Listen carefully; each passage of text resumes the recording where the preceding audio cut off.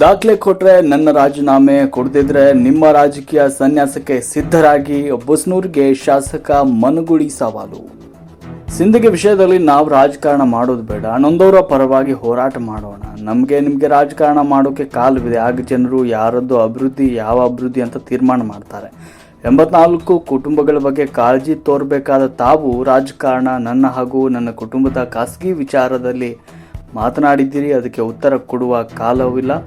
ಮಾಜಿ ಶಾಸಕ ರಮೇಶ್ ಬಸ್ನೂರ್ ಅಧಿಕಾರದಲ್ಲಿದ್ದಾಗಲೇ ಇದೆಲ್ಲವೂ ನಡೆದಿತ್ತು. ಉಪಚುನಾವಣೆ ವೇಳೆ ಮಾಜಿ ಸಿಎಂ ಬಸವರಾಜ ಬೊಮ್ಮಾಯಿ ಅವರಿಗೆ ನಿವಾಸಿಗಳು ಮನವಿ ನೀಡಿದ್ದನ್ನು ಮರೆತಿದ್ದಾರೆ. ಬಸ್ನೂರ್ ಅವರಿಗೆ ಮರೆವಿದೆ ಅಂತ ಶಾಸಕರು ಟೀಕಿಸಿದ್ದಾರೆ.